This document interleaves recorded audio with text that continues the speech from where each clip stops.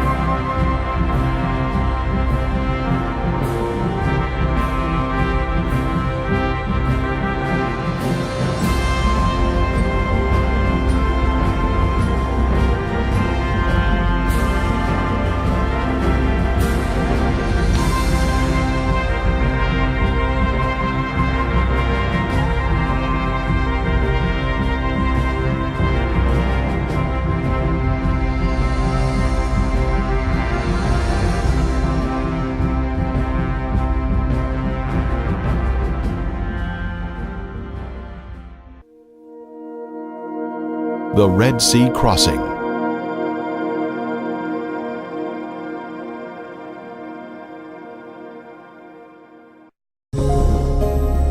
Egypt is steeped with a grand history of ancient science, technology, and beautiful structures.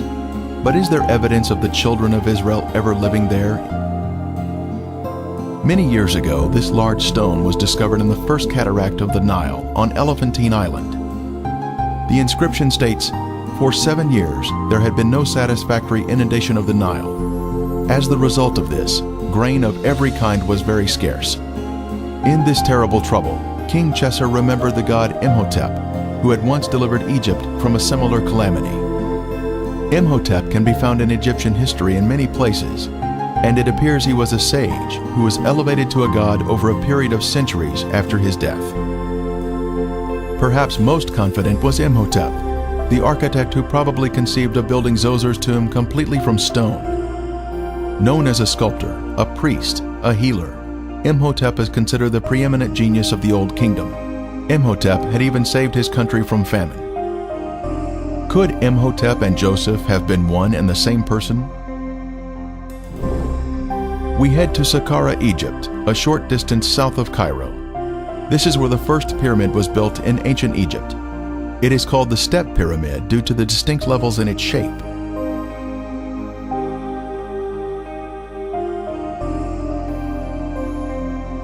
We can see where a smooth veneer layer of limestone had once been applied over the brick, creating a smooth surface, but most of it has since been removed. Here is where we find the statue of Pharaoh Zoser, under whom Imhotep served. It was on the base of this statue of Zoser that Imhotep was mentioned as a man, not as a god. He was first after the king, with his cartouche shown here. At the complex of buildings, the main hall is of importance to us. It was here and in other locations in Egypt that Joseph saved his country from famine. Then Joseph said to Pharaoh, "Indeed, 7 years of great plenty will come throughout all the land of Egypt, but after them 7 years of famine will deplete the land." In Joseph's day, as one entered the building, they would make their way down this hallway to purchase grain. There would be many cashiers available for customers of various languages to trade for the much-needed food. The famine was all over the face of the earth, and Joseph opened all the storehouses and sold to the Egyptians. As we exit the hallway through the area in the rear, we see over on one side a series of deep structures where grain was stored underground during the 7 years of plenty. Then over the next 7 years, it was sold to the Egyptians and visitors from other countries. A system of vertical underground silos created a cooler environment for the grain to be stored. This was the design of the genius, Joseph. When grain was removed from storage, the oldest grain was carried up by way of this long descending stairway. The grain silos were interconnected via tunnels, which allowed the grain to flow down to a central exit point located at the bottom of this stairway. A record of this event of removing the grain can be seen on hieroglyphics such as this at Thebes, showing the sacks of grain being carried up the stairs from the granaries. Another example of this can be seen at the tomb of Iti. As a way to honor the Lord of Heaven, Joseph built this first pyramid in Egypt at Saqqara to show his thankfulness to the Lord for honoring him and saving the Egyptian people from famine. In that day, there will be an altar to the Lord in the midst of the land of Egypt. Centuries later, many other great pyramids were built in Egypt, following the lead of Joseph or Imhotep. 2.3 million large blocks of stone, weighing 2 to 3 tons each, were used in the largest pyramid, causing some to wonder how they could have been constructed using ancient technology. It has been a mystery for centuries. Ron Wyatt conducted a great deal of research on the subject to help shed light on this puzzle. He read the account of Herodotus, who wrote, "The stones intended for use in constructing the pyramids were lifted by means of a short wooden scaffold. Lifting devices were provided for each step." Mr. Wyatt noticed lift devices in hieroglyphics. These lift devices would have been placed on each side of stones that were to be raised. At Saqqara, we can see hieroglyphics of 3 lift machines next to a pyramid shape, linking the two together.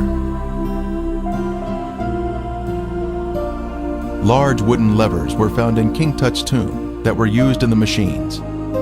A series of these levers were placed alongside the blocks to be raised and would operate in unison.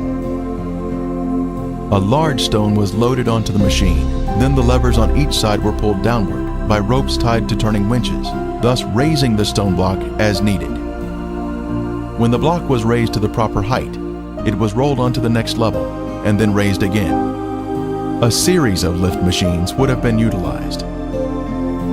Mr. Wyatt demonstrated this type of lift machine to Mr. Nassif Hassan, head of the Egyptian Antiquities Organization of Cairo. The demonstration was filmed by Japanese Nippon Television and later aired in Japan. This lift machine appears to be a simple solution to the mystery of constructing the pyramids. When Moses was a baby, his adoptive Egyptian mother was Hatshepsut, and Moses' name was Senmut. The serpent on his forehead signifies his title of prince. As an adult, Moses' Egyptian name was Tutmosis II. A side profile of Moses demonstrates his distinctive Hebrew-shaped nose.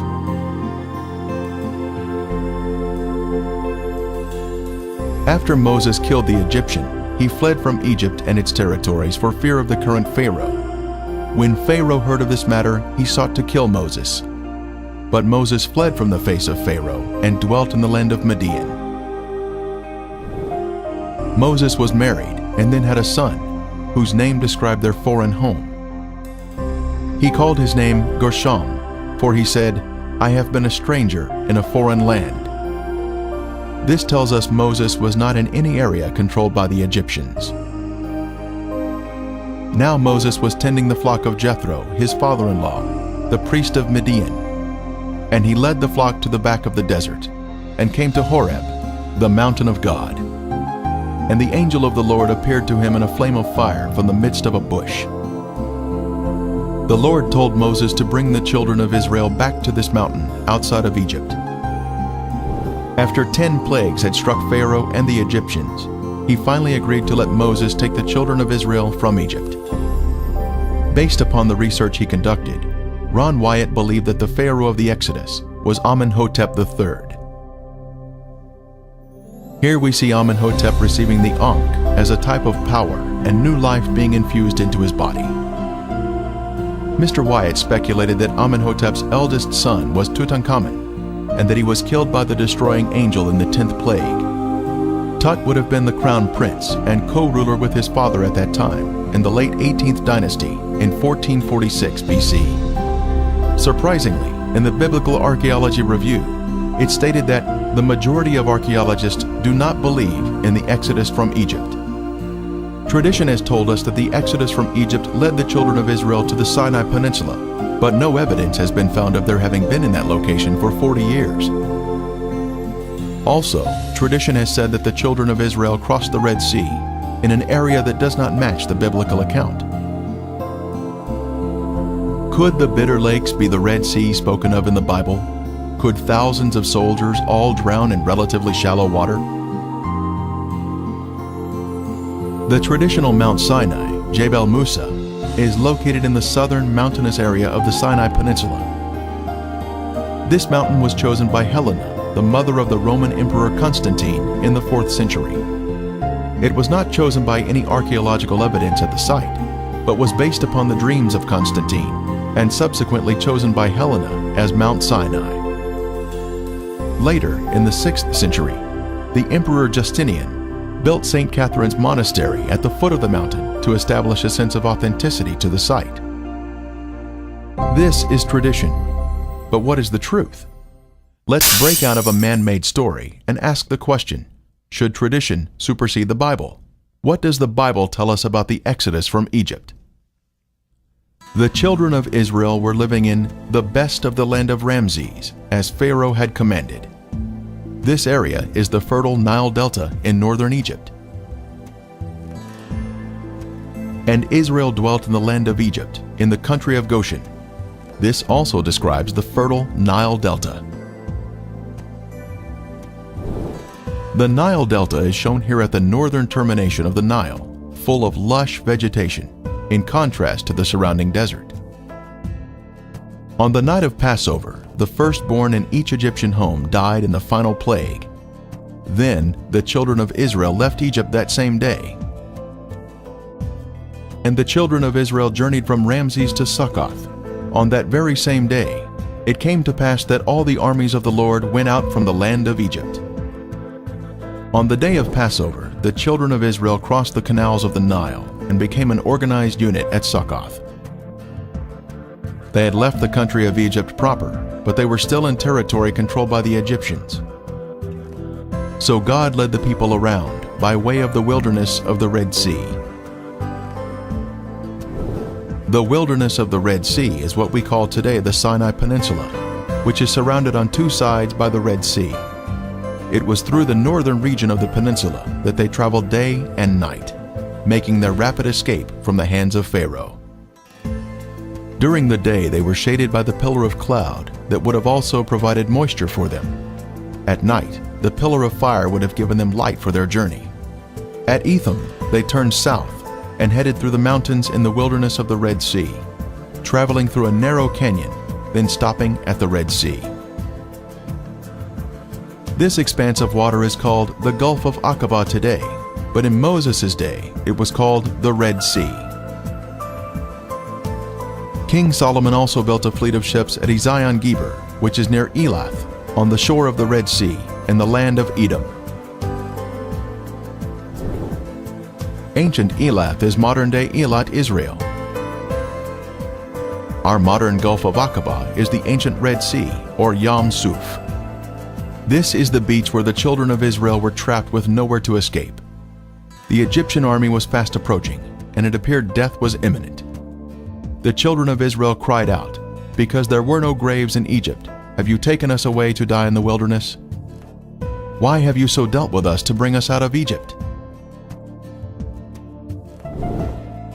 The children of Israel were already out of Egypt when they were preparing to cross the Red Sea. This would exclude any crossing of the Bitter Lakes or the Gulf of Suez. It was at this site that God was preparing to demonstrate to prove His loving care for them. This is the large beach on the Gulf of Aqaba, called Noé Egypt. This is where it appeared that the forces of darkness were about to be triumphant, but God was in control. Across the gulf is the land of Midian and the holy mountain of God.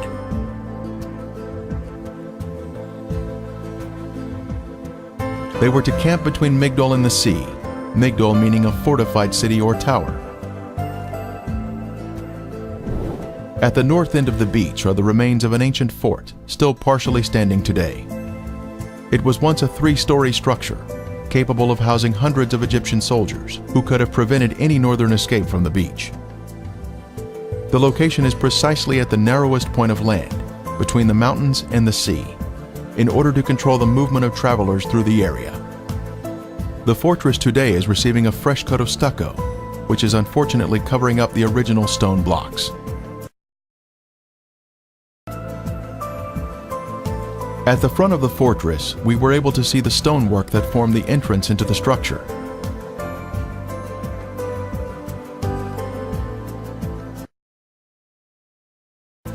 In the middle of the courtyard, we can see an ancient well that would have supplied the fresh water for the many Egyptian soldiers that were housed here.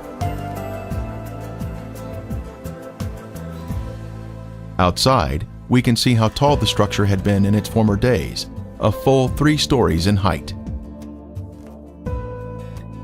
Another description of the location for the Red Sea crossing was Camp before Pi-hahiroth, which means mouth of a hole or canyon.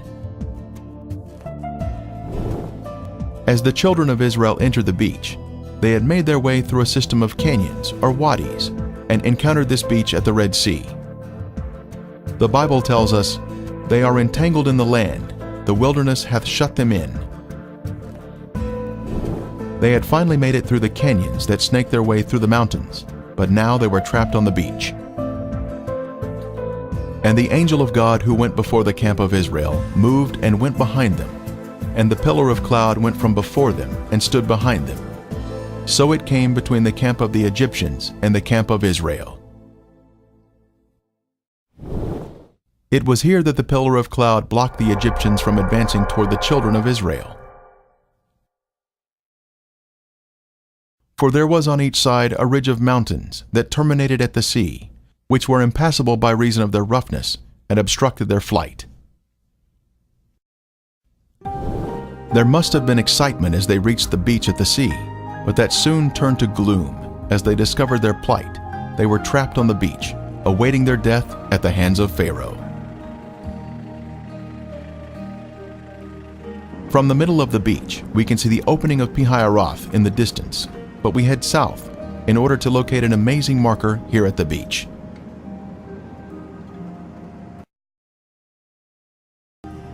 Near the road, we see this large pillar. 78 during his first visit to this beach. It had fallen down and was lying in the edge of the water, but today it is about 500 feet from the sea and has been set in concrete.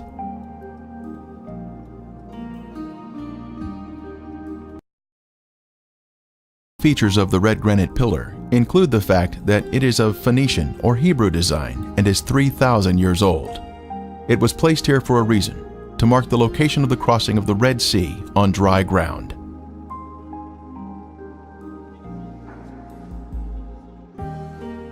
This pillar is even mentioned in the Bible, a pillar to the Lord at Egypt's border. At the south end of the beach is where we can see the pillar. A matching column on the other side of the Gulf in Saudi Arabia was found by Wyatt in 1984 and was shown to Saudi authorities.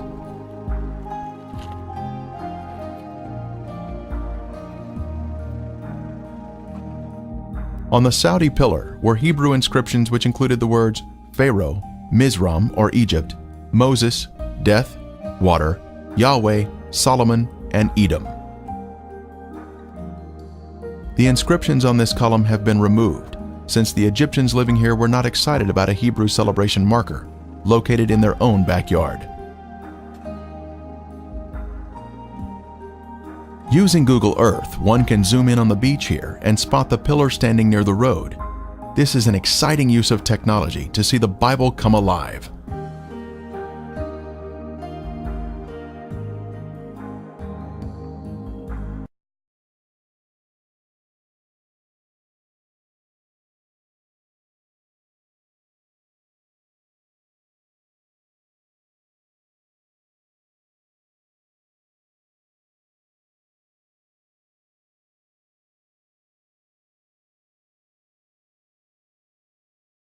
A short distance downhill, we come to the edge of the water where a wonderful miracle took place, where the Lord provided protection to His people, even though they were angry and complaining. Are you not the one who dried up the sea, the waters of the great deep, that made the depths of the sea a road for the redeemed to cross over? For centuries, this beach has been named for the crossing of the Red Sea at this exact spot. On Google Earth, we can see the name Noé at this point on the beach. This older, detailed map reveals to us the complete name of the beach. Noé is short for Nueva Almuzayina.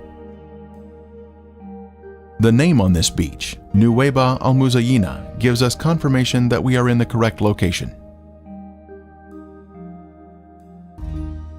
The translation of that name means waters of Moses opening. This is where the waters opened by the hand of God. The Lord demonstrated to His people that He would be their protector.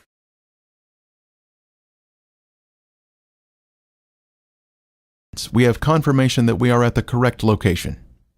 Moses once stood here with the children of Israel, and the water was opened before them by the hand of God. An amazing testimony of truth. Depth charts of the Gulf of Aqaba show the Eilat Deep to the north and the Aragonese Deep to the south. Between these two deep areas is a path through the sea.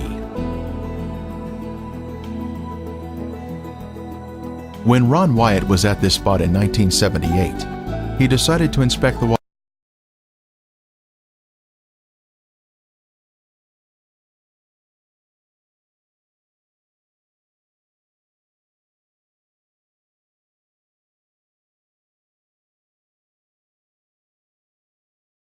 Is very clear, with high visibility. Investigations have revealed artifacts which confirm our previous conclusions about the site. The seafloor is smooth and contains gradual contours. Our first artifact to inspect is this chariot wheel that still has 3 of its 4 spokes, plus the hub is extending upward. We see 90-degree angles here, which are a sign of man-made structure. The Lord looked down upon the army of the Egyptians, and He took off their chariot wheels.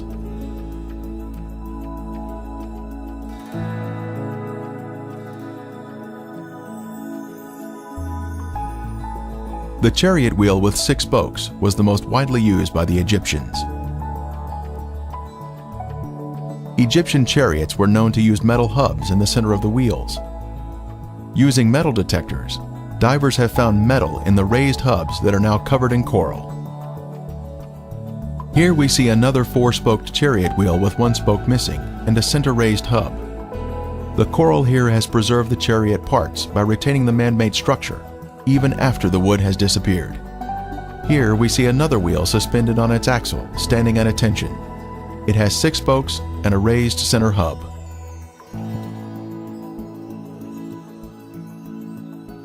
Ron Wyatt made many dives here and located many artifacts.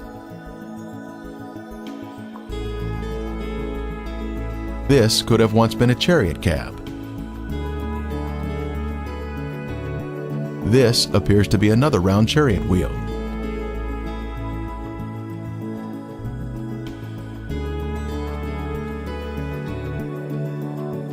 Horse remains have also been found here, such as this shrunken hoof. Horses are not in the Sinai Peninsula today. Human remains have also been found, such as this coral-covered femur bone on the right. Lab tests confirmed that it is in fact bone.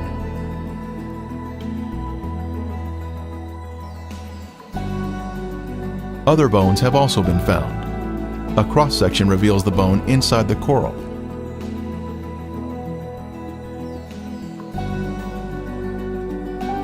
Here we see a chariot wheel standing on its axle in this old 1978 footage shot by Ron Wyatt. Next, we see an 8-spoke wheel with 1 spoke missing. 8-spoke wheels were only used during the 18th dynasty, the time of the Exodus. The premier find here at the crossing site is this gold veneer that was left behind from a 4-spoke chariot wheel. The Bible tells us there were 600 choice chariots used in the chase of the children of Israel. This artifact was left behind at a depth of 200 feet. Since specialized equipment would be necessary to raise it to the surface, Today, it is still in the location where it was found. Since there are chariot parts on this side of the Red Sea crossing, could there be other chariot parts on the other side of the Gulf, showing a continuation of artifacts? On the shore opposite of Nuweiba, inspection of the seafloor in Saudi Arabia has also been conducted to see if chariot parts can be found on this side of the Red Sea crossing. While investigating the Saudi Arabian waters, Viveka Pontian found this beautiful round chariot wheel specimen with a raised center hub. This is confirmation of the chariot parts continuing to the other side of the crossing site, opposite Nuweiba. By confirming the location of the Red Sea crossing, one is then able to conclude without a doubt that the real Mount Sinai must be over in Saudi Arabia, in Midian, just as the Bible says.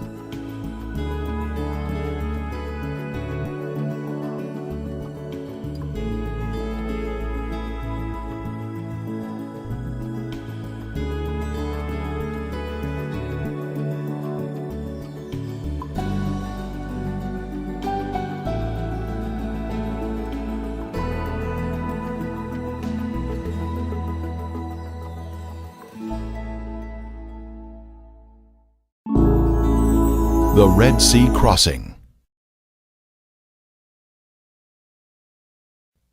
You may order a copy of this program through arcdiscovery.com.